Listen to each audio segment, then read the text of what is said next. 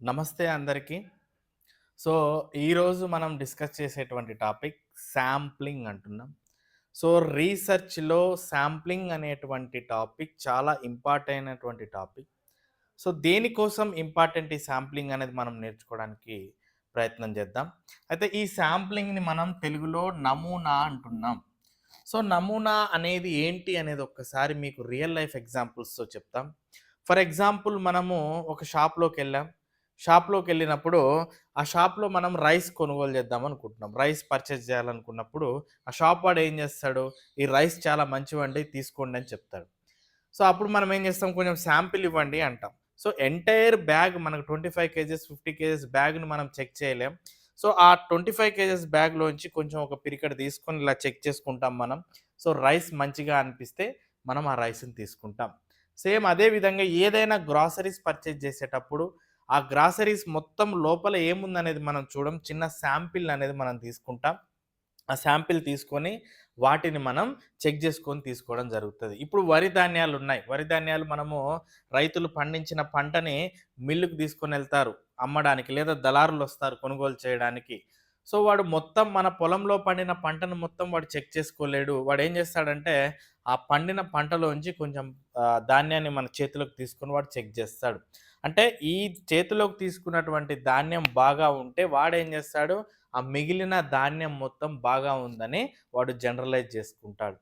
So, అదే విధంగా మనం ఏం చేస్తాం, ఫర్ సపోజ్ ఒక క్లాస్‌లో పిల్లలకి సబ్జెక్ట్ ఏ విధంగా అర్థమవుతుంది అనేది మనం తెలుసుకోవాలనుకుంటున్నాం. తెలుసుకోవాలన్నప్పుడు ఆ క్లాస్‌లో ఉన్నటువంటి 40 మంది దగ్గరికి వెళ్లి మనం అడిగేటువంటి టైం మన దగ్గర లేదు. అప్పుడేం చేస్తాం, అందులో నుంచి ఒక నలుగురు, ఐదుగురు పిల్లల్ని బయటికి పిలిచి, ఆ నలుగురు, ఐదుగురు పిల్లల యొక్క మనం ఒపీనియన్ తీసుకుంటాం. "అరె బాబు! మీకు సబ్జెక్ట్ అర్థమవుతుందా? సబ్జెక్ట్ ఏ విధంగా డెలివర్ అవుతుంది? మీకు నోట్స్ బాగా రాయిస్తున్నారా?" ఇలా మనం ఫీడ్‌బ్యాక్ తీసుకొని దాన్నేం చేస్తాం, ఆ క్లాస్ మొత్తానికి జనరలైజ్ చేస్తాం. ఫర్ ఎగ్జాంపుల్ నేను ఈ వీడియోస్ చేస్తున్నాను. నేను వీడియో చేసేది ఏమవుతుందంటే, నాకు నేను పిల్లలకి చెప్పాలి కంపల్సరీ వ్యాయామ ఉపాధ్యాయులకు కొంచెం ఈ రీసెర్చ్ స్టాటిస్టిక్స్ అనేది హార్డ్‌గా ఉంటుంది కాబట్టి, వాళ్ళకి అర్థమయ్యే రీతిలో చెప్పాలి అని నా మెథడ్‌లో నేను చెప్తూ ఉంటాను. బట్ నా వరకు నేను చెప్పిన దాన్ని ఎలా అర్థమవుతుంది అని మీరిప్పుడు వీడియోస్ ఒక దగ్గర దగ్గర ఒక 2000, 3000 మంది చూస్తారు. వాళ్ళందరి దగ్గరికి వెళ్లి నేను అడగలేను. సో, అటువంటి టైంలో నా వీడియోస్ చూసినటువంటి ఒకరిద్దరిని ఎవరినైనా కన్సల్ట్ అవుతాను. ఒక ఐదుగురినో, ఆరుగురినో కన్సల్ట్ అవుతాను. "సార్ ఎలా ఉంది వీడియో? మీకేమన్నా అర్థమవుతుందా? దాంట్లో ఏమన్నా కరెక్షన్స్ చేయాలా?" అని అడుగుతాను. ఆ ఐదుగురు చెప్పినటువంటి ఫీడ్‌బ్యాక్‌ని ప్రకారం మాత్రమే నేను అందులో కరెక్షన్స్ చేసుకుంటాను. సేమ్ థింగ్ రీసెర్చ్‌లో కూడా మనము దేని మీదైనా రీసెర్చ్ చేయాలన్నప్పుడు ఆ రీసెర్చ్‌కి సంబంధించిన ఇన్ఫర్మేషన్‌ని ప్రతి ఒక్క దగ్గరికి వెళ్లి మనము తీసుకోలేము. సో, అటువంటి సిట్యుయేషన్స్‌లో మనకి అందుబాటులో ఉన్నటువంటి వ్యక్తుల నుంచి మనము కొంత సమాచారాన్ని సేకరిస్తాం. అలా సేకరించినటువంటి సమాచారాన్ని అందరికీ వర్తింపజేస్తాం. అర్థమవుతుందా? సో, ఇప్పుడు ఫర్ ఎగ్జాంపుల్ చూడండి. వ్యాయామ విద్యలో నేనేం చేస్తానంటే, మామూలుగా ఎంతమంది అథ్లెట్స్ మామూలుగా అథ్లెటిక్స్‌లో ఉన్నటువంటి వారు పానిక్ అటాక్ అంటే హార్ట్ అటాక్‌తోని ఎంతమంది వాళ్ళు చనిపోతున్నారు, ఎంతమందికి పానిక్ అటాక్ వస్తుంది అనేది నేను తెలుసుకోవాలని పరిశోధన చేయాలి అనుకున్నా. కానీ ఇండియా మొత్తంలో ఉన్నటువంటి అథ్లెట్స్ దగ్గరికి నేను వెళ్ళలేను. ఇది చాలా డిఫికల్ట్. ఎందుకంటే వాళ్ళని ఫైండ్ ఔట్ చేయడము, ఎవరెవరు ఎక్కడున్నారు, దగ్గర దగ్గర మనకున్నటువంటి 28 స్టేట్స్‌లలో నేను ఆ 28 స్టేట్స్‌లలో అందరి ప్లేయర్స్, అథ్లెట్స్ దగ్గరికి వెళ్లి నేను వాళ్ళతోని రీసెర్చ్ చేయలేను. సో, అటువంటి సందర్భంలో ఏం చేస్తానంటే, సో, కొంతమంది అథ్లెట్స్‌ని నేను సెలెక్ట్ చేసుకొని, వాళ్ళ మీద నా పరిశోధన అనేది చేస్తాను. ఈ వచ్చినటువంటి పరిశోధన రిజల్ట్‌ని ఆ ఇండియాలో ఉన్నటువంటి అథ్లెట్స్ అందరికీ వర్తింపజేస్తాను. దీన్నే మనం రీసెర్చ్ ప్రొసీజర్‌లో శాంప్లింగ్ లేదా నమూనా అంటాం. అయితే క్లియర్‌గా మనం చెప్పుకోవడానికి ప్రయత్నం చేద్దాం. అసలేంటి నమూనా, శాంప్లింగ్ అంటే? సో, పాపులేషన్ అంటున్నాం. పాపులేషన్ అంటే మనం ఎవరి మీద అయితే ప్రయోగం చేయాలనుకుంటున్నామో, ఎవరి దగ్గర నుంచయితే సమాచారాన్ని సేకరించాలి అని అనుకుంటున్నామో, సో, వాళ్ళని మనం పాపులేషన్‌గా పిలవచ్చనమాట. శాంప్లింగ్‌లో పాపులేషన్ అంటే ఎవరి మీద మనం ప్రయోగం చేయాలనుకుంటున్నామో, ఎవరి ఇన్ఫర్మేషన్ మనం తీసుకోవాలనుకుంటున్నామో వాళ్ళని మనం పాపులేషన్‌గా పరిగణిస్తాం. సో, ఈ పాపులేషన్ మొత్తం మీద ప్రయోగం చేయడం, వాళ్ళ నుంచి డేటాని సేకరించడం మనకు కష్టమవుతుంది కాబట్టి, ఈ పాపులేషన్‌లో నుంచి కొంతమంది వ్యక్తులని మనం సెలెక్ట్ చేసుకుంటాం. వాళ్ళనే మనం శాంపిల్ అంటాం. అంతే కదండీ! ఇప్పుడు ఇది మొత్తం మన పొలంలో పండిన వడ్లనుకోండి. మన పొలంలో పండిన పంట అనుకోండి, ఏదైనా ఒక పంట. సో, ఈ పంట మొత్తాన్ని మనం ఆహ్, శాం చెక్ చేయలేం ఎలా ఉందని. సో, దీని నుంచి కొంచెము పంటని మనం తీసుకుంటాం. దాంట్లో మనము ఎలా ఉంది అనేది చేసుకొని, ఆ చెక్ చేసిన రిజల్ట్‌ని దీనికి మనం ఆపాదిస్తాం. సేమ్ అలానే ఈ వ్యక్తుల అందరి మీద మనం ప్రయోగం చేయడం, పరిశోధన చేయడం కష్టం కాబట్టి, ఈ వ్యక్తులలో కొంతమంది వ్యక్తులని మనం శాంపిల్‌గా తీసుకుంటాం. ఈ వ్యక్తుల మీద చేసినటువంటి పరిశోధన రిజల్ట్స్‌ని, పరిశోధన ఫలితాలని మనం ఏం చేస్తామంటే ఈ పాపులేషన్‌కి యాప్ట్ చేస్తాం. నేను చెప్పాను. ఇండియాలో ఉన్న అథ్లెట్స్ మీద నేను ప్రయోగం చేస్తున్నా. ఈ ప్రయోగం చేసేటప్పుడు దేని మీద చేస్తున్నాను చెప్తున్నాం? Panic attack. పానిక్ అటాక్ ఏ విధంగా ఉంటుంది అథ్లెట్స్‌లో అనేది నేను ప్రయోగం చేస్తున్నా అని చెప్తున్నా. సో, ఈ పానిక్ అటాక్ ఎలా ఉంది అనేది ప్రయోగం చేయడానికి నేను ఇండియాలో ఉన్న అథ్లెట్స్ అందరి దగ్గరికి వెళ్ళలేను కాబట్టి, ఈ అథ్లెట్స్‌లో కొంతమంది అథ్లెట్స్ మీద పానిక్ అటాక్ గురించి వాళ్ళ మీద ప్రయోగాలు చేస్తాను. చేసినటువంటి ప్రయోగం రిజల్ట్‌ని ఇండియాలో ఉన్నటువంటి అందరి మీద ఆపాదిస్తాను. జనరలైజ్ చేస్తాను. దీన్నే మనం శాంప్లింగ్ అంటాం. ఇక్కడ చూడండి, ఒక పెద్ద జనాభా నుంచి అంటే ఇది పాపులేషన్ నుంచి ఒక చిన్న ఉపసంఖ్యను ఎంచుకునే ప్రక్రియనే మనం నమూనా అంటాం. ఈ చిన్న ఉపసంఖ్యను మనం ఎందుకు ఎంచుకుంటున్నాము అంటే, ఈ చిన్న ఉపసంఖ్య మీద చేసినటువంటి ప్రయోగాన్ని మనం ఈ పెద్ద జనాభాకి ఆపాదిస్తాం. ఇక్కడ చూడండి, మొత్తం జనాభాను అధ్యయనం చేయడం చాలా కష్టం. ఎందుకు కష్టము అంటే అది ఖర్చుతో కూడుకున్నటువంటిది. తర్వాత మనకి వ్యక్తులని మనం కలవలేకపోవచ్చు ఈ జనాభాలో ఉన్నటువంటి ప్రతి ఒక్క వ్యక్తిని. సో, మీరు రియల్ లైఫ్‌లో చూడొచ్చు. సపోజ్ ఎలక్షన్స్ ఒస్తాయి. సో, ఎలక్షన్స్ ఒచ్చినప్పుడు ఎలక్షన్స్‌లో ముందుగా మనకి ఎగ్జిట్ పోల్స్ ఒస్తాయి. ఐడియా ఉందా ఎగ్జిట్ పోల్స్? సో, ఎగ్జిట్ పోల్స్‌లో ఏం జెప్తారు? ఎగ్జాక్ట్‌గా ఈ నియోజకవర్గం నుంచి ఈ వ్యక్తి గెలుస్తాడు. మేము చేసినటువంటి సర్వేలో ఆ పలానా ఎక్స్ అనేటువంటి నియోజకవర్గం నుంచి ఆ వ్యక్తే గెలుస్తాడు అని చెప్తారు. ఎలా చెప్తారు? ఆ ఎగ్జిట్ పోల్స్ నిర్వహించేటువంటి సంస్థలు ఏం జేస్తాయి?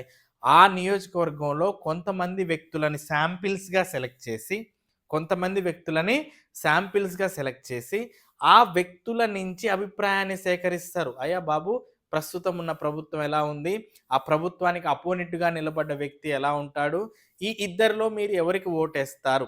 సో, ఇలా వాళ్ళు శాంపిల్‌ని సెలెక్ట్ చేసుకొని, ఆ శాంపిల్ ఇచ్చినటువంటి ఇన్ఫర్మేషన్ ఆధారంగా ఆ నియోజకవర్గంలో ఎవరు గెలుస్తారు అనేది వాళ్ళు చెప్తారు. ఇవే ఎగ్జిట్ పోల్స్. సేమ్ ఇదే ప్రొసీజర్. అందరు నియోజకవర్గంలో ఉన్న 5,00,000 ఓటర్ల దగ్గరికి వాళ్ళు వెళ్లరు.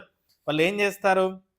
5,00,000లో నుంచి ఒక 5,000 ఓటర్లని శాంపిల్‌గా సెలెక్ట్ చేసుకొని, వాళ్ళ అభిప్రాయాన్ని ఈ 5,00,000 మందికి వాళ్ళు అందిస్తారు. ఎందుకు వెళ్ళలేరు అంటే, మన ఖర్చుతో కూడుకున్నటువంటిది, సమయం తక్కువ, తర్వాత అందరిని వాళ్ళు కలవలేరు కాబట్టి ఇలా శాంపిల్ మెథడ్ యూజ్ చేస్తారు. సో, ఇది మీకు ఇప్పటి వరకు శాంపిల్ అనేటువంటి వర్డ్ మీద కొంచెం అవగాహన వచ్చుండాలి. అంటే ఒక పెద్ద జనాభాని మనం పరిశోధన చేయాలనుకున్నప్పుడు, ఈ జనాభా దగ్గరికి మనం చేరుకోలేనప్పుడు, ఈ జనాభా నుంచి మనం ఒక చిన్న సమూహాన్ని సెలెక్ట్ చేసుకుంటాం. ఈ చిన్న సమూహం మీద చేసినటువంటి ప్రయోగాన్ని ఈ పెద్ద జనాభాకి మనం ఆపాదిస్తాం. దీన్నే శాంప్లింగ్ అంటాం. సో, ఈ శాంపిల్‌లో ఇప్పటివరకు మనం చూసినటువంటి శాంప్లింగ్ అనేటువంటి హెడ్డింగ్‌లో మామూలుగా ఈ శాంప్లింగ్‌లో రకాలు ఎన్నుంటాయి? ఇప్పుడు మనం తీసుకునేటువంటి పాపులేషన్ నుంచి శాంప్లింగ్‌ని తీసుకుంటామని చెప్పాం. సో, మరి ఈ శాంప్లింగ్ నుంచి రకాలు ఎన్నుంటాయనేది ఒక్కసారి చూస్తే మనకి 2 టైప్స్ ఉంటాయి. శాంప్లింగ్ రకాలనేవి 2 టైప్స్‌గా ఉంటాయి. అదొకటి ప్రాబబిలిటీ శాంప్లింగ్. రెండోది నాన్ ప్రాబబిలిటీ శాంప్లింగ్. సో ఏంటిది ప్రాబబిలిటీ శాంప్లింగ్? ఏముంటాయనేది ఒకసారి చూస్తే, మీకు ఇందులో రకాలు నేను చెప్తాను మళ్ళీ ఒకసారి. సింపుల్ ర్యాండమ్ శాంప్లింగ్ అని, సిస్టమాటిక్ శాంప్లింగ్ అని, స్ట్రాటిఫైడ్ శాంప్లింగ్ అని, తర్వాత క్లస్టర్ శాంప్లింగ్ అని ఉంటాయి దీంట్లో. దీంట్లో మనకి judgemental sampling, convenience sampling, quota sampling ఇలా రకరకాల శాంప్లింగ్స్ అనేవి అంటే మనము తీసుకునే విధానాన్ని బట్టి, ఇప్పుడు మన దగ్గర ఉన్నది పాపులేషన్. ఈ పాపులేషన్ నుంచి మనము శాంపిల్ జనాభా నుంచి సమూహాన్ని తీసుకునేటువంటి పద్ధతులను బట్టి 2 టైప్స్‌గా మనకి డివైడ్ చేశారు. అదేంటంటే ప్రాబబిలిటీ శాంప్లింగ్, రెండోది నాన్ ప్రాబబిలిటీ శాంప్లింగ్. సో ఏంటివి ఈ టైప్స్ నేను చెప్తాను మళ్ళీ మీకు ముందు ముందు. సో ఏంటి ఒక్కసారి చూద్దాం ప్రాబబిలిటీ శాంప్లింగ్ అంటే ఏంటి? సో ప్రాబబిలిటీ శాంప్లింగ్ అంటే ఏంటంటే ఎటువంటి ముందు ఆలోచన అనేది ఉండదు రీసెర్చర్. ఎవరైతే పరిశోధకుడు ఉంటారో ఇప్పుడు మీరే ఉన్నారు. మీరు ఏదైనా పరిశోధన చేసేటప్పుడు నేను వీళ్ళనే సెలెక్ట్ చేయాలని ఎటువంటి ఆలోచన ఉండదు. వీళ్ళు నాకు తెలిసిన వాళ్ళు, లేదు వీళ్ళ నుంచి ఇన్ఫర్మేషన్ బాగా వస్తదని ఇలా మీరు ఏమనుకోరు. సింపుల్‌గా నీ దగ్గర ఉన్నటువంటి వ్యక్తుల నుంచి వాళ్ళేం చేస్తారంటే మీరు ర్యాండమ్‌గా సెలెక్ట్ చేసేస్తారు. ర్యాండమ్‌గా సెలెక్ట్ చేసేస్తారు. దాన్నే మనం ఏమంటామంటే ప్రాబబిలిటీ శాంప్లింగ్ అంటాం. ఒక 40 మంది విద్యార్థులున్నారు. లైన్‌లో నించున్నారు. వాళ్ళ నుంచి మీరు డెలిబరేట్‌గా "అరే బాబు నువ్వు రా, నువ్వొచ్చేసేయి, నువ్వొచ్చేసేయి" అని చెప్పి మనము అన్‌ఎక్స్‌పెక్టెడ్‌గా మనకి ఎవరు కనిపిస్తే వాళ్ళని మనం శాంపిల్‌గా తీసుకుంటాం. సో, దాన్నే ఏమంటామంటే ప్రాబబిలిటీ శాంప్లింగ్ అంటాం. ఎటువంటి ముందు ఆలోచన ఉండదు. సో, నాన్ ప్రాబబిలిటీ అంటే ఏంటి అంటే, నాన్ ప్రాబబిలిటీ శాంప్లింగ్‌లో ఖచ్చితంగా నాకు వీళ్ళే గావాలి అని సెలెక్ట్ చేయడాన్ని నాన్ ప్రాబబిలిటీ అంటాం. ప్రాబబిలిటీ అంటే ఏంటంటే, ఎవరైతే ఏముంది, మనకి వాళ్ళెవరు అనేది సంబంధం లేదు. నీకు ఎవరు అందుబాటులో ఉండి ఎలా ఉంటే వాళ్ళని మనం పిక్ చేసుకుంటే వాళ్ళనే మనం ప్రాబబిలిటీ శాంప్లింగ్ అంటాం. సో, ఇక్కడ చూడండి researcher choose sample random from the population. అంటే రాండమ్ అంటే మనకి ఇష్టం వచ్చినట్టుగా. ఏది మనం ఒక బాక్స్‌లో చిట్టీలేసి మనం తీస్తాం గదా! ఈ చిట్టీనే తీయాలని కాదు. మనకి ఇష్టం వచ్చిన లాటరీలో చిట్టీలు తీస్తూ ఉంటాం. సో, దాన్నే మనం రాండమ్ శాంప్లింగ్ అంటాం. సో, ఇది కూడా అడుగుతాడు బిట్. ఏంటి ప్రాబబిలిటీ శాంప్లింగ్ అంటే ఏంటంటే, ఎప్పుడైతే రీసెర్చరు కావాలని కాకుండా ర్యాండమ్‌గా పాపులేషన్ నుంచి శాంపిల్‌ని తీస్తాడో, దాన్ని మనం ప్రాబబిలిటీ శాంప్లింగ్ అంటామని చెప్తాం. సపోజ్ ఒక బాక్స్‌లో మనము చిట్స్ ఏసాం 1, 2, 3, 4 అని. సో, మనం ఈ బాక్స్ నుంచి మనకి నచ్చిన చిట్టిని తీసుకుంటాం. దాన్నే ఏమంటాం? Random sampling. రాండమ్‌లీ తీస్తున్నామని చెప్తాం. అదే ప్రాబబిలిటీ శాంప్లింగ్. ఎటువంటిది లేదు. నేను 5నే తీయాలి, నేను 3నే తీయాలి అని అనుకోని తీస్తే దాన్నేమంటామంటే నాన్ ప్రాబబిలిటీ అంటాం. Non probability. సో, ఒకవేళ అనుకోకుండా నీకిష్టం వచ్చిన దాన్ని తీస్తే ఏమంటామంటే ప్రాబబిలిటీ శాంప్లింగ్ అంటాం. So, non probability, probability. అయితే ఫస్ట్ మనం ప్రాబబిలిటీ శాంప్లింగ్‌లో టైప్స్ ఏముంటాయనేది చూద్దాం ఒకసారి. సో, ప్రాబబిలిటీ శాంప్లింగ్‌లో ఫస్ట్ వచ్చేటువంటి టైప్ ఏంటంటే నీకు రాండమ్ శాంప్లింగ్.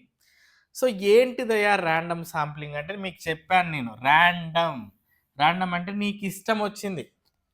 సో, వాళ్ళు ఎవరు? వాళ్ళు ముసలివారా? లేకపోతే వయసువారా?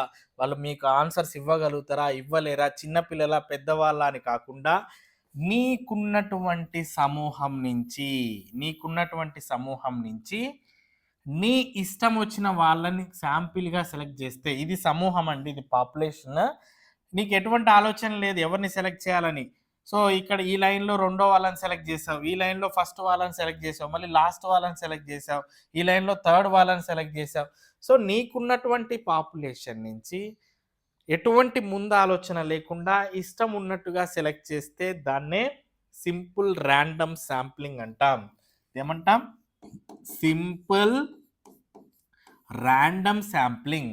చూడండి మీకు ఇందులో ఈ ఇమేజ్‌లో చూడొచ్చు మీరు. సో, ఇందులో చిట్లేసాం. ఈ చిట్టీలో ఏముందనేది మనకు తెలీదు. సో, మనం ఈజీగా పిక్ చేస్తూ ఉంటాం. సో, లాటరీలో. సో, దాన్నే మనం సింపుల్ రాండమ్ జనరల్ ఎగ్జాంపుల్ చెప్పాలంటే ఇదే అన్నమాట. ఆ చిట్టీలేస్తాం. ఆ చిట్టీల నుంచి ఒక 5 చిట్టీలు కావాలి మనకి. 5 ప్లేసులు కావాలి. తీస్తాం. దాన్నే మనం సింపుల్ రాండమ్ శాంప్లింగ్ అంటాం. So, simple random sampling probability శాంప్లింగ్‌లో ఫస్ట్ రకము. ప్రాబబిలిటీ అంటే ఏంటి? ఎటువంటి ముందాలోచన లేకుండా ఎవరైతే వాళ్ళని సెలెక్ట్ చేస్తే దాన్ని ప్రాబబిలిటీ అంటున్నాం. ఇది అదే అన్నమాట. సో, దీనికి కొంచెం అడ్వాన్స్ చేస్తే ఏమవుతుందంటే, ఇప్పుడు ఇది అర్థమైంది అనుకుంటున్నాను నేను. సింపుల్ ర్యాండమ్ శాంప్లింగ్ ఉన్నటువంటి సమూహంలో నీకు ఇష్టం ఉన్న వాళ్ళని సెలెక్ట్ చేస్తే ఇప్పుడు వీళ్ళనే చేయాలి, లేదు ఈ బాయ్స్నే చేయాలా, గర్ల్స్నే చేయాలని కాకుండా నీకు ఎవరు కన్వీనియంట్గా ఉంటే వాళ్ళని తీసుకుంటే దాన్నే మనం సింపుల్ ర్యాండమ్ శాంప్లింగ్ అంటాం. నేను ఒక ఎగ్జాంపుల్ ఇచ్చాను చూడండి. So A researcher selects 100 students from A school. ఒక స్కూల్లో ఒక 600 మంది ఉన్నారు అనుకుందాం. మనం ఇందులో ఒక 100 మందిని సెలెక్ట్ చేయాలి. ఫర్ ఎగ్జాంపుల్ ఈ 600 మందిలో నీకు ఇష్టం వచ్చిన 100 మందిని సెలెక్ట్ చేసుకోవడాన్నే ర్యాండమ్గా, దాన్నే మనము సింపుల్ ర్యాండమ్ శాంప్లింగ్ అంటాం. ఈ 100 మంది ఎవరు, వీళ్ళే ఉండాలి అనేది ఏం నిబంధన లేదు. ఈ 600 మందిలో ఈ 100 మెంబర్స్ ఎవరైనా ఉండొచ్చు. సో దాన్నే మనం సింపుల్ ర్యాండమ్ శాంప్లింగ్ అంటాం. దీని తర్వాత మనకి నెక్స్ట్ వచ్చేటువంటి దాన్ని ఏంటంటే సిస్టమాటిక్ శాంప్లింగ్. సింపుల్ ర్యాండమ్ శాంప్లింగ్కి కొంచెం అడ్వాన్స్డ్ ఏంటంటే సిస్టమాటిక్ శాంప్లింగ్. సో ఈ సిస్టమాటిక్ శాంప్లింగ్లో ఏం చేస్తామంటే మనం ఎవ్రీ nth నెంబర్ని మనం సెలెక్ట్ చేసుకుంటాం. ముందే అనుకుంటాడు నీకున్నటువంటి పాపులేషన్లో ప్రతి 2వ వ్యక్తినో లేదా 3వ వ్యక్తినో లేదా 4వ వ్యక్తినో నేను సెలెక్ట్ చేయాలి. అలా ఏ వ్యక్తిని సెలెక్ట్ చేసుకోవాలనుకునేది దాన్ని మనం ఎన్ అంటాం, nth నెంబర్. సో ఒక 40 మెంబర్స్ ఉన్నారు నీకు స్కూల్లో, నీ క్లాస్లో, నువ్వు తీసుకెళ్ళిన క్లాస్లో. అందులో ఒక 10 మెంబర్స్ని నువ్వు సెలెక్ట్ చేయాలి. అప్పుడు నువ్వేమనుకుంటావు, ప్రతి 2వ వ్యక్తిని నేను సెలెక్ట్ చేయాలి అని అనుకుంటావు. సో ప్రతి 2వ వ్యక్తిని సెలెక్ట్ చేయాలనుకున్నప్పుడు నీకు ఇలా నువ్వు ఉన్నటువంటి 40 మెంబర్స్ని ఇలా రాసుకుంటావు. వరుసగా రాసుకున్న తర్వాత నువ్వేమనుకున్నావు, ప్రతి 2వ వ్యక్తిని సెలెక్ట్ చేయాలి అనుకున్నావు. ఇక్కడ 2వ వ్యక్తి ఇతను, ఈయనను సెలెక్ట్ చేస్తావు ఫస్ట్. నెక్స్ట్ 2వ వ్యక్తి ఎవరవుతారు, 4వ వ్యక్తి అవుతాడు. మళ్ళీ 2వ వ్యక్తి ఎవరవుతారు, 6వ వ్యక్తి అవుతాడు. దీని తర్వాత 2వ వ్యక్తి ఎవరవుతారు, 8వ వ్యక్తి అవుతాడు. ఇలా ప్రతి 2వ వ్యక్తిని నువ్వు సెలెక్ట్ చేసుకోవాలి అని అనుకుని ఆ 2వ వ్యక్తిని మాత్రమే సెలెక్ట్ చేసుకుంటే దాన్ని సిస్టమాటిక్ శాంప్లింగ్ అంటాం. సింపుల్ ర్యాండమ్లో ఏం చేసాం మనం, 1వ వాడిని తీసుకున్నాం, తర్వాత వాడిని డైరెక్ట్ 5వ వాడిని తీసుకున్నాం, డైరెక్ట్ 9వ వాడిని తీసుకున్నాం, ఇలా ఇష్టం వచ్చిన వాళ్ళని తీసుకున్నాం. బట్ ఇక్కడ ఏముందంటే ఒక సిస్టమ్ ఉంది. ఆ శాంప్లింగ్లో మనం పాపులేషన్ నుంచి తీసుకునేటువంటి శాంప్లింగ్లో ఒక సిస్టమ్ ఉంది. ఆ సిస్టమ్ ప్రకారం తీసుకున్నాం, దాన్నే సిస్టమాటిక్ శాంప్లింగ్ అంటాం. ఇక్కడ చూడండి, మామూలుగా నేను ఒక ఫుట్బాల్ టీం యొక్క ఎండ్యూరెన్స్ లెవెల్ని నేను వాళ్ళకి ఎంత ఎండ్యూరెన్స్ ఉందనేది నేను చూడాలనుకుంటా. ఫుట్బాల్లో ఎంతమంది ఉంటారు, సో ఉన్నటువంటి టీం మెంబర్స్ నుంచి ఎవ్రీ థర్డ్ ప్లేయర్ని, ఉన్నటువంటి టీం మెంబర్స్ ఎవరైతే ఫుట్బాల్లో ఉన్నారో ఆ ఫుట్బాల్లో ఉన్న టీం మెంబర్స్ అన్నీ చేయను, నేను ఒక థర్డ్ మెంబర్ని తీసుకుంటాను. ఆ థర్డ్ మెంబర్ని తీసుకొని ఫస్ట్ 3వ వాడిని తీసుకుంటాను, తర్వాత 6వ వాడిని తీసుకుంటాను, తర్వాత 12వ వాడిని తీసుకుంటాను. ఇలా వీళ్ళ మీద శాంప్లింగ్ చేస్తాను, ఎండ్యూరెన్స్ లెవెల్. వీళ్ళ వచ్చిన రిజల్ట్ని ఆ ఫుట్బాల్ టీం మొత్తానికి నేను ఆపాదిస్తాను. దీన్నే శాంప్లింగ్, సిస్టమాటిక్ శాంప్లింగ్ అంటాం. ఈ ఇమేజ్లో చూడండి, ఈయన ఏం చేశాడు, ఎవ్రీ ఫోర్త్ నెంబర్ని సెలెక్ట్ చేసుకున్నాడు. ఎవ్రీ 4th నెంబర్ని చూడండి, ఈయన 1, ఈయన 2, ఈయన 3, ఈ 4వ వ్యక్తిని సెలెక్ట్ చేసుకున్నాడు.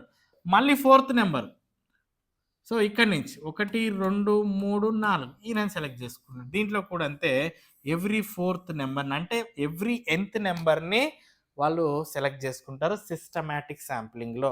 ర్యాండమ్లో అలా ఏముండదు, నీకు ఇష్టం వచ్చిన వాళ్ళని మనం సెలెక్ట్ చేసుకోవచ్చు. ఇక్కడ చూడండి, సిస్టమాటిక్ శాంప్లింగ్లో వీడు మనం చెప్పినట్టు, నేను ఇంతకుముందు 40 మెంబర్స్లో ఎవ్రీ సెకండ్ నెంబర్ని మనం చేసుకోవాలి, ఎవ్రీ సెకండ్ పర్సన్ని మనం సెలెక్ట్ చేసుకోవాలి అని అనుకున్నాం. సో ఇక్కడ చూడండి, ఎవ్రీ సెకండ్ పర్సన్, ఇప్పుడు చూడండి ఇందులో 10 మంది ఉన్నారు. ఈ 10 మందిలో ఫస్ట్ 2వ వాడిని సెలెక్ట్ చేసిన, తర్వాత 2వ వాడిని, 4వ వాడు సెలెక్ట్ అయ్యిండు, తర్వాత 2వ వాడు, 6వ వాడు సెలెక్ట్ అయ్యిండు, తర్వాత 2వ వాడు 8, తర్వాత 10. అంటే ఈ 10 మందికి ఈ 5 వ్యక్తులు శాంపిల్గా వ్యవహరిస్తారు. ఇదేమో పాపులేషన్ అవుతుంది, ఇదేమో శాంపిల్ అవుతుంది. సో ఈ శాంపిల్ ఏమవుతుంది, ఈ పాపులేషన్ని రిప్రజెంట్ చేస్తుంది.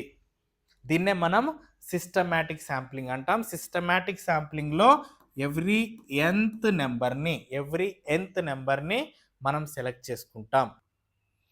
సో సిస్టమాటిక్ శాంప్లింగ్ తర్వాత మనకుండేటువంటి sampling method stratified sampling. So stratified sampling అంటే ఏంటంటే, ఇప్పుడు నీకున్నటువంటి పాపులేషన్ అంటే జన సమూహంలో ఆడవారు ఉండొచ్చు, మగవారు ఉండొచ్చు, చిన్నపిల్లలు ఉండొచ్చు, పెద్దవారు ఉండొచ్చు, ముసలివారు ఉండొచ్చు. ఈ స్ట్రాటిఫైడ్ శాంప్లింగ్ ఏం చెప్తుందంటే, నీకున్నటువంటి పాపులేషన్ నుంచి ఉన్నటువంటి ఇండిజినస్ గ్రూప్స్ ఏవైతే ఉన్నాయో ఫస్ట్ ఆ గ్రూపులుగా డివైడ్ చేయమని చెప్తుంది. స్ట్రాటిఫైడ్ శాంపుల్ సపోజ్ నీకున్న వాటిలలో మేల్స్ ఉన్నారు, ఫీమేల్స్ ఉన్నారు, చిల్డ్రన్ ఉన్నారు. సో ఈ పాపులేషన్లో ఉన్నటువంటి వారిని ఫస్ట్ మేల్స్గా డివైడ్ చేయి, ఫీమేల్స్గా డివైడ్ చేయి, చిల్డ్రన్స్గా డివైడ్ చేయి. ఇలా ఒక గ్రూపు చేసిన తర్వాత వీళ్ళ నుంచి శాంపిల్ తీసుకో.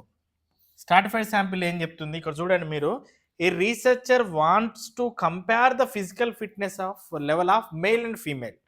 So physical fitness levels male and female నేను కంపేర్ చేయాలనుకున్నప్పుడు మరి నాకున్నటువంటి శాంపిల్లో మేల్ ఫీమేల్ని నేను డివైడ్ చేయాలి. ఫస్ట్ డివైడ్ చేసి పాపులేషన్లో డివైడ్ చేసి అందులో నుంచి నేను శాంపిల్ని సెలెక్ట్ చేసుకొని వాళ్ళ మీద ఫిజికల్ ఫిట్నెస్ లెవెల్స్ టెస్టులు పెట్టి ఆ టెస్టులని నేను అందరికీ ఆపాదించాలి. ఇది మెథడ్ అన్నమాట. సేమ్ అట్లనే నీ రీసెర్చ్ని బట్టి నీకున్నటువంటి పాపులేషన్స్లో ఎవరైతే ఇండిజినస్ గ్రూప్స్ ఉంటాయో ఈ ఇండిజినస్ గ్రూప్స్ని ఫస్ట్గా డివైడ్ చేయాలా.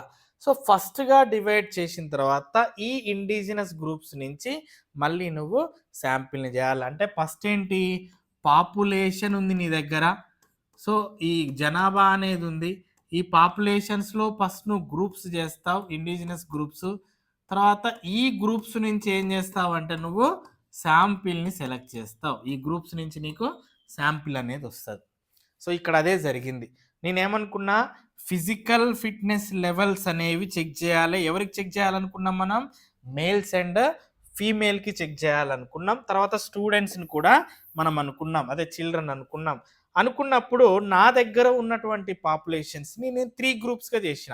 3 గ్రూప్స్ ఏంటివి, మేల్ చేసాం, ఫీమేల్ చేసాం, దాని తర్వాత స్టూడెంట్స్ చేసిన తర్వాత వీళ్ళని నుంచి మళ్ళీ మనము శాంపిల్ని చేసాం. ఇప్పుడు ఈ శాంపిల్ మీద మనము ఫిజికల్ ఫిట్నెస్ లెవెల్స్ కానీ ఏ ప్రయోగమైనా చేసి దీన్ని మనం పాపులేషన్కి జనరలైజ్ చేస్తాం. ఇది స్ట్రాటిఫైడ్ శాంప్లింగ్. సో దీని తర్వాత వచ్చేటువంటి శాంప్లింగ్, ఒకవేళ మీకు ఎక్స్ప్లెనేషన్ ఇప్పుడు ఇట్లా కంటిన్యూగా చెప్తున్నప్పుడు అర్థం కాకుంటే మీరేం చేస్తారంటే మళ్ళీ వీడియోని బ్యాక్ చేసుకొని చూడండి. బ్యాక్ చేసుకొని చూస్తే ఆటోమేటిక్గా 2 టైమ్స్ వింటే ఒక అవగాహన అనేది వస్తుంది. కంటిన్యూస్గా అన్ని శాంప్లింగ్ మెథడ్స్ సేమ్ ఉంటాయి, ఏం లేదు. పాపులేషన్ నుంచి మనం తీయడమే శాంపిల్స్ని. సో తీసేటువంటి పద్ధతిని బట్టి ఆయన డివైడ్ చేసిండు. ఇష్టం ఉన్నట్టు సెలెక్ట్ చేస్తేనేమో సింపుల్ ర్యాండమ్ అన్నాడు. తర్వాత ప్రతి nth నెంబర్ని సెలెక్ట్ చేస్తేనేమో దాన్ని సిస్టమాటిక్ శాంప్లింగ్ అన్నాడు. ఒకవేళ మనం ఉన్నటువంటి పాపులేషన్ నుంచి ఫస్ట్ కొన్ని గ్రూపులు చేసి మళ్ళీ ఆ గ్రూపుల నుంచి శాంపిల్ చేస్తేనేమో స్ట్రాటిఫైడ్ శాంప్లింగ్ అన్నాడు. ఇట్లా మనము పాపులేషన్ నుంచి శాంపిల్ని సెలెక్ట్ చేసేటువంటి విధానాన్ని బట్టే ఆయన డివైడ్ చేయడం జరిగింది. దీని తర్వాత క్లస్టర్ శాంప్లింగ్, ఇది చాలా ఇంపార్టెంట్. క్లస్టర్ శాంప్లింగ్ మామూలుగా నాకు ఒక స్కూల్ విద్యార్థుల మీద, హైదరాబాద్లో ఉన్నటువంటి స్కూల్స్ విద్యార్థులలో ఎంతమంది ఫిజికల్ ఎడ్యుకేషన్ ప్రోగ్రామ్స్ మీద ఇంట్రెస్ట్ చూపిస్తున్నారు అనేది నేను నేర్చుకోవాలనుకుంటున్నప్పుడు అప్పుడు ఏం చేస్తాను, నేను ఈ హైదరాబాద్ని ఫస్ట్ క్లస్టర్గా డివైడ్ చేస్తా. హైదరాబాద్లో ఉన్నటువంటి స్కూల్స్ని ఏం చేస్తా, క్లస్టర్గా డివైడ్ చేస్తా. ఈ క్లస్టర్ నుంచి నేను మామూలుగా ర్యాండమ్గా కొన్ని క్లస్టర్స్ని సెలెక్ట్ చేస్తా. అర్థమవుతుందా? ఇప్పుడు వీళ్ళు హైదరాబాద్లో స్కూల్లో ఉన్నటువంటి విద్యార్థులు అనుకోండి, వీళ్ళని ఏం చేస్తాం, ఫస్ట్ క్లస్టర్స్గా డివైడ్ చేస్తారు. క్లస్టర్గా డివైడ్ చేసిన తర్వాత ఈ క్లస్టర్స్ నుంచి కూడా కొంతమందిని ర్యాండమ్గా సెలెక్ట్ చేస్తాం.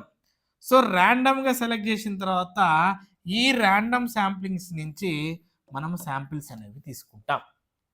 సో ఇక్కడ ఒక ఎగ్జాంపుల్ ఇచ్చాను చూడండి. A national sports authority wants to study the effectiveness of training program across different schools. వాళ్ళ ట్రైనింగ్ ప్రోగ్రామ్ ఒక ఎఫెక్ట్ ఏ విధంగా ఉంటదనేది చూసుకున్నాడు. అయితే వాళ్ళేం జేస్తారు, మామూలుగా ఇండియాలో ఉన్నటువంటి అన్ని స్కూల్స్‌ని వాళ్ళు వెళ్లి చేయలేరు కాబట్టి, ఫస్ట్ క్లస్టర్‌గా డివైడ్ జేస్తారు. ఈ క్లస్టర్ నుంచి స్టూడెంట్స్ ఎవరైతే ఉన్నారో వాళ్ళని మనము రాండమ్‌గా సెలెక్ట్ జేసుకుంటారు. చేసుకున్న తర్వాత మళ్ళీ అందులో నుంచి మళ్ళీ శాంపిల్‌ని ఇందులో 4 స్టేజెస్ ఉంటాయి. క్లస్టర్ శాంప్లింగ్‌లో ఫస్ట్ ఉన్నటువంటి పాపులేషన్‌ని క్లస్టర్‌గా డివైడ్ జేస్తారు. ఈ క్లస్టర్ నుంచి మళ్ళీ రాండమ్ శాంప్లింగ్ ఉంటది. ఈ రాండమ్ శాంపిల్ నుంచి శాంపిల్స్‌ని సెలెక్ట్ జేస్తారు. సో, ఈ విధంగా మనకి క్లస్టర్ శాంప్లింగ్ అనేది ఉంటుంది. దీని తర్వాత వచ్చేటువంటిది నెక్స్ట్ ప్రాబబిలిటీ రకము నాన్ ప్రాబబిలిటీ రకం. Non probability sampling. మీకు ఇంతకు ముందు చెప్పాను ప్రాబబిలిటీ అంటేనేమో ర్యాండమ్‌గా రీసెర్చర్ ఏం చేస్తాడంటే ర్యాండమ్‌గా సెలెక్ట్ చేసుకుంటాడు. బట్ నాన్ ప్రాబబిలిటీలో ఏమవుతుందంటే డెలిబరేట్‌గా మనకి శాంపిల్ అనేది సెలెక్ట్ అవుతుంది. డెలిబరేట్ అంటే నాకు ఎవరు కావాలి? నేను రీసెర్చర్‌ని. నాకు వీళ్ళే కావాలి. నేను వీళ్ళ మీదనే రీసెర్చ్ చేస్తా. సో, దాన్నే డెలిబరేట్ అంటాం. రాండమ్ అంటే ఏంటి? ఉన్నటువంటి వాళ్ళలో ఎవరినైనా కొంతమందిని తీసుకుంటే దాన్ని మనం రాండమ్ అన్నాం. డెలిబరేట్ అంటే ఏంటి? అదే ప్రాబబిలిటీకి, నాన్ ప్రాబబిలిటీకి ఉన్నటువంటి తేడా.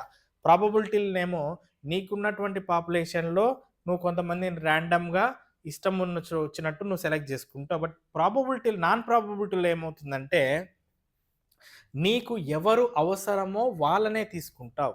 దాన్నే మనం నాన్ ప్రాబబిలిటీ అంటాం. Probability, non probability. సో, ఇక్కడ డెలిబరేట్‌గా తీసుకుంటాడు. ఎవరు? రీసెర్చర్ అనేవాడు శాంపిల్‌ని డెలిబరేట్‌గా తీసుకుంటాడు. డెలిబరేట్ అంటే మనకెవరు అవసరమో వాళ్ళనే తీసుకుంటాడు. అది డిఫరెన్స్. అయితే ఒక్కసారి ఇందులో రకాలను తెలుసుకోవడానికి ప్రయత్నం చేద్దాం. ఫస్ట్‌ది కన్వీనియన్స్ శాంప్లింగ్. పేరులోనే ఉంది కన్వీనియన్స్. రీసెర్చరు, రీసెర్చ్ చేయాలన్నప్పుడు నీకు ఎవరు అందుబాటులో ఉంటే వాళ్ళ దగ్గరికెళ్ళి రీసెర్చ్ చేస్తావు. ఇప్పుడు నేను అదే ఫిజికల్ ఫిట్‌నెస్, పానిక్ అటాక్ గురించి నేను చెప్పాను. పానిక్ అటాక్‌లో ఏంటి? ఇప్పుడు ఇండియాలో ఓన్లీ నేను హైదరాబాద్‌లో ఉండి చేస్తున్నా, లేదా వైజాగ్‌లో ఉండి రీసెర్చ్ చేస్తున్నా. ఇండియా మొత్తం మీద ఇవే ఉండవుగా అంటే నీ కన్వీనియన్స్ ఇప్పుడు వైజాగ్‌లో నీకు అథ్లెట్స్ ఎంతమంది ఉంటే వాళ్ళ దగ్గరికెళ్ళి కలుస్తావు. సో, ఇండియాలో నీకు ఎంతమంది అథ్లెట్స్ ఉంటే వాళ్ళ దగ్గరికెళ్ళి కలుస్తావు. ఇలా నీ కన్వీనియన్స్ ప్రకారం నీకు ఎవరు అందుబాటులో ఉంటే వాళ్ళ దగ్గరికి వెళ్ళి నువ్వు రీసెర్చ్ అనేది చేస్తావు. దీన్నే మనం కన్వీనియన్స్ శాంప్లింగ్ అంటాం. కన్వీనియన్స్ అంటే నీ కన్వీనియంట్ ప్రకారం. నీకు శాంపిల్ ఎక్కడ అందుబాటులో ఉంటే అక్కడికెళ్ళి నువ్వు రీసెర్చ్ అనేది చేస్తావు. ఇక్కడ నీకు ఒక ఎగ్జాంపుల్ ఇచ్చాను చూడండి. స్పోర్ట్స్ రీసెర్చర్ ఎవరైతే ఉన్నారో ఆయన మామూలుగా ఎవరైతే ప్లేయర్స్ ట్రైనింగ్ క్యాంప్స్‌లో అవైలబుల్ ఉన్నారో వాళ్ళ దగ్గరికే వెళ్ళి చేస్తాడు. అంటే మొత్తం ట్రైనింగ్ క్యాంప్స్‌లో ఇండియాలో ఉన్న అందరి ట్రైనింగ్ క్యాంపులలోకెళ్ళలేడు ఆయన. సో, ట్రైనింగ్ క్యాంప్‌లో ఉన్నటువంటి పిల్లల మీద చేయాలంటే హైదరాబాద్‌లో ట్రైనింగ్ క్యాంపులు ఏమున్నాయో చూసుకుంటాడు. ఆ ట్రైనింగ్ క్యాంపులకెళ్ళి ఆ పిల్లల మీద పరిశోధన చేస్తాడు. సేమ్ అట్లనే వైజాగ్‌లో, విజయవాడలో ఇలా ట్రైనింగ్ క్యాంప్స్‌లో విజయవాడలో ఉండి చేసే పిల్లోడైతే విజయవాడలో ఉండి చేస్తాడు. ట్రైనింగ్ క్యాంపులు ఏమున్నాయనేది పోయి వాడు సెలెక్ట్ చేసుకొని చేస్తాడనమాట. ఇలా రీసెర్చరు తన కన్వీనియంట్‌కి అనుగుణంగా వాడు రీసెర్చ్ చేస్తే దాన్నే కన్వీనియన్స్ శాంప్లింగ్ అంటాం. Convenience sampling. సో, అర్థమైనాలా మీకు? ఈయన రీసెర్చరు. ఈయనకి అందుబాటులో ఎవరుంటే వాళ్ళ దగ్గరికి వెళ్ళి రీసెర్చ్ చేస్తూ ఉంటాడు. దాన్నే కన్వీనియన్స్ శాంప్లింగ్ అంటాం. అర్థమవుతుందా? సో, మన వీలుని బట్టి మనం పోయి చేస్తాం. తర్వాత పర్పసివ్ శాంప్లింగ్ ఇది చాలా ఇంపార్టెంట్. కన్వీనియన్స్ వేరు, పర్పసివ్ వేరు. పర్పసివ్ ఏంటి అంటే సో, ఎవరైతే మామూలుగా ఒక అథ్లెట్ ఉన్నాడనుకుందాం ఫర్ ఎగ్జాంపుల్. అథ్లెట్ ఆహ్, వాని హై ఇంటెన్సిటీ ట్రైనింగ్ ఆయన హార్ట్ మీద ఏ విధంగా ఎఫెక్ట్ చూపిస్తుందనేది నేను నేర్చుకోవాలనుకుంటున్నా. అంటే హై ఇంటెన్సిటీ లోడ్ ట్రైనింగ్స్ గానీ, తర్వాత ఎండ్యూరెన్స్‌కి సంబంధించిన అథ్లెట్ ట్రైనింగ్స్ మనం వాని గురించి తెలుసుకోవాలి. తెలుసుకోవాలి అనుకున్నప్పుడు అథ్లెట్ దగ్గరికి వెళ్తేనే ఎవడైతే ట్రైనింగ్ పొందుతున్నాడో, ఆ ట్రైనింగ్ పొందేటువంటి అథ్లెట్ ప్లేయర్ దగ్గరికెళ్తేనే మనకి రివాలెంట్ ఇన్ఫర్మేషన్ ఒస్తది. ట్రైనింగ్ లేని వ్యక్తి దగ్గరికి వెళ్ళి మనం ఈ ఇంటెన్సిటీకి సంబంధించినటువంటి క్వెషన్స్ అడిగితే మనకి రివాలెంట్ ఇన్ఫర్మేషన్ అనేది రాదు. సో ఇది అదే చెప్తుంది పర్పసివ్ శాంప్లింగ్. నువ్వు రీసెర్చ్ అనేది ఏ పర్పస్‌లో చేస్తున్నావు? రీసెర్చ్ అనేది ఏ పర్పస్‌లో చేస్తున్నావు? ఆ చేసేటువంటి పర్పస్ ఎవరికి రిలేటెడ్‌గా ఉందో వాళ్ళ దగ్గరికి మాత్రమే వెళ్ళి నువ్వు శాంపిల్స్‌ని తీసుకుంటే దాన్నే పర్పసివ్ శాంప్లింగ్ అంటాం. ఇప్పుడు అథ్లెట్ ఎండ్యూరెన్స్ ట్రైనింగ్ నీ మీద ఏ విధంగా ఎఫెక్ట్ చూపిస్తుందయ్యా అంటే, వాడు మార్నింగ్ నుంచి ఈవినింగ్ దాకా ట్రైనింగ్ తీసుకుంటున్నాడు కాబట్టి తనకు తెలుస్తది. అంతేగాని నార్మల్ వాళ్ళ దగ్గరికెళ్ళి నువ్వు నీకు లోడ్ ఇంటెన్సిటీ, ట్రైనింగ్ ఇంటెన్సిటీ అంటే మనకి రివాలెంట్ ఇన్ఫర్మేషన్ రాదు. సో అదే చెప్తుంది పర్పసివ్ శాంప్లింగ్ అనేది. నువ్వు వాలీబాల్ ప్లేయర్ల మీద పరిశోధన చేయాలి అంటే వాలీబాల్ ప్లేయర్ల దగ్గరికే ఎళ్ళాల. ఫుట్బాల్ ప్లేయర్ల మీద చేయాలి అంటే ఫుట్బాల్ ప్లేయర్ల దగ్గరికే వెళ్ళాలి. అంటే నువ్వు ఎవరి మీద పరిశోధన చేస్తున్నావో వారి దగ్గరికే వెళ్ళి శాంప్లింగ్‌ని తీసుకుంటే దాన్ని పర్పసివ్ శాంప్లింగ్ అంటాం. అర్థమైతుందా అన్న? పర్పసివ్ శాంప్లింగ్ అంటే ఏంటంటే, నువ్వు ఎవరి మీద ప్రయోగం చేయాలనుకుంటున్నావో, ఏ టాపిక్ మీద ప్రయోగం చేయాలనుకుంటున్నావో, ఆ టాపిక్‌కి రిలేటెడ్ ఉన్న వాళ్ళ దగ్గరికి వెళ్తే మాత్రమే నీకు రివాలెంట్ ఇన్ఫర్మేషన్ వస్తది. ఆ రివాలెంట్ ఇన్ఫర్మేషన్ నీకు వాలిడ్ అవుతది. ఇది purposive sampling. Next probability sampling, snowball sampling. Snowball sampling అంటే ఏంటంటే, ఇది కొంచెము ఇతరుల హెల్ప్ అనేది మనకు దొరుకుతది ఇక్కడ స్నోబాల్ శాంప్లింగ్‌లో. సో, మనము ఎవరి మీద అయితే రీసెర్చ్ చేస్తామో, ఒక వ్యక్తి మీద, ఒక శాంపిల్ మీద మనం రీసెర్చ్ చేశామనుకోండి, ఈ రీసెర్చ్ చేసినటువంటి శాంపిల్ ఏం చేస్తదంటే, ఇంకొంతమందిని రిఫర్ చేస్తూ ఉంటది తనకు తెలిసిన వాళ్ళని. సో, దాన్నే మనం స్నోబాల్ శాంప్లింగ్ అంటాం. ఫర్ ఎగ్జాంపుల్ ఇక్కడ చూడండి, రిటైర్డ్ ప్రొఫెషనల్ అథ్లెట్స్ మీద మనం చేయాలనుకుంటున్నాం. మరి నాకు రిటైర్డ్ ప్రొఫెషనల్ అథ్లెట్స్ ఎవరనే వాళ్ళు తెలవరు. నేను ఒక ఎక్స్, ఒక వై అనేటువంటి ఇద్దరు రిటైర్డ్ ప్రొఫెషనల్ అథ్లెట్స్ మీద రీసెర్చ్ చేసిన. వీళ్ళేం చేస్తారు అంటే, వాళ్ళకు తెలిసిన మరికొంతమంది రిటైర్డ్ అథ్లెట్స్‌ని సజెస్ట్ చేస్తారు. దీన్నే మనం స్నోబాల్ శాంప్లింగ్. ఇక్కడ రీసెర్చర్ యొక్క పని అనేది కొంచెము ఈజీ అవుతది. ఈయన చేసేటువంటి పరిశోధనలో భాగంగా ఇతరుల సహాయం అనేది ఈ స్నోబాల్ శాంప్లింగ్‌లో దొరుకుతది. దీన్ని నాన్ ప్రాబబిలిటీలో ఇది కొంచెం ఈజియెస్ట్ అన్నమాట. మనకేంటంటే అందరి అథ్లెట్స్‌ని మనం కలవలేం కాబట్టి, రిటైర్ అయిన వాళ్ళు ఎక్కడో ఉంటారు కాబట్టి, వీళ్ళ సహాయం అనేది మనం తీసుకుంటాం. 'స్టాలిన్' సినిమాలో నువ్వు ఒకరికి చెప్పు, వారు ముగ్గురికి చెప్తారు. తర్వాత ఈ ముగ్గురిని ఇంకొక ముగ్గురికి చెప్పమని చెప్తాడు కదా 'స్టాలిన్‌లో'. సేమ్ అట్లనే అన్నమాట. మనం ఇద్దరిని చేస్తే వాళ్ళొక ఇద్దరిని చూపిస్తారు. మన చైన్ అనేది, శాంపిల్ చైన్ అనేది పెరుగుకుంటూ పోతదనమాట. దాన్నే మనం స్నోబాల్ శాంప్లింగ్ అంటాం.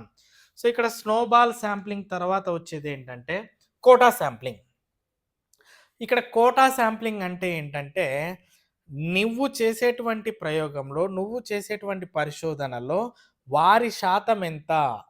ఆ శాతాన్ని బట్టే మనము తీసుకోవాలి. ఫర్ ఎగ్జాంపుల్ నేను ఇంతకుముందు చెప్పాను మేల్, ఫీమేల్ అథ్లెట్స్‌లలో ఫిజికల్ ఫిట్‌నెస్ లెవెల్స్ డిఫరెన్స్. ఇది మనం ప్రాబబిలిటీలో చూసినప్పుడు. ప్రాబబిలిటీలో ఫీమేల్ అథ్లెట్స్‌లో ఫిజికల్ ఫిట్‌నెస్ డిఫరెన్స్ మనం చూడాలన్నప్పుడు ఇక్కడ మనకి ఫీమేల్ పర్సెంటేజ్ ఒక 50 అనుకుందాం. మేల్ పర్సెంటేజ్ ఒక 50 అనుకుందాం. మరి నాకున్నటువంటి శాంపిల్‌లో ఈ 50% అంటే 50 మంది మేల్స్‌ని, మళ్ళీ 50 మంది ఫీమేల్స్‌ని సెలెక్ట్ చేసి నేను పరిశోధన చేస్తే దాన్నే మనం కోటా శాంప్లింగ్ అంటాం. అంటే ఎవరి కోటా ప్రకారం. సపోజ్ నేను సీనియర్ సిటిజన్స్ నుంచి చేయాలనుకుంటున్నా. మరి నీకున్నటువంటి పాపులేషన్స్‌లో ఓన్లీ సీనియర్ సిటిజన్స్‌ని సెలెక్ట్ చేసి వాళ్ళని చేస్తే అది కోటా శాంప్లింగ్ అవుతది. For example age wise physical fitness levels ఎలా ఉన్నాయనేది చూసుకుంటున్నా. అప్పుడు నేను డివైడ్ చేస్తా. 10-20 ఇయర్స్, తర్వాత 21-40 ఇయర్స్, తర్వాత 41-60 ఇయర్స్ అని ఏజ్ చేస్తా. సో, ఈ ఏజ్ వాళ్ళనే నేను సెలెక్ట్ చేసుకుంటే, ఈ ఏజ్ వాళ్ళనే మన పరిశోధనకు తగ్గట్టు ఇలా డివైడ్ చేసుకుంటే దాన్నే మనం కోటా శాంప్లింగ్ అంటే వాళ్ళ కోటా ఎంత అనేది. మరి ఈ ఏజ్ వాళ్ళని కూడా మనము వీళ్ళని ఒక 10 మందిని చేసి ఇది 100 మందికి మనం వీళ్ళని ఒక 20 మెంబర్స్ని చేసి వీళ్ళని ఒక 30 మెంబర్స్ని చేస్తే ఇది కోటా శాంప్లింగ్ అవ్వదు. అర్థమవుతుందా? ఎవరిని వీళ్ళ శాతాలను బట్టి మాత్రమే మనం శాంపిల్ పాపులేషన్ నుంచి శాంపిల్ని తీసుకోవాలి. అంటే డిఫరెంట్ వాళ్ళ కోటాకి ఎంత వస్తుంది అనేది, వాళ్ళ పర్సంటేజ్ ఎంత అనేది దాని ప్రకారమే మనము ఆ ఏజ్ గ్రూప్ని తీసుకుంటే దాన్ని కోటా శాంప్లింగ్ అంటాం.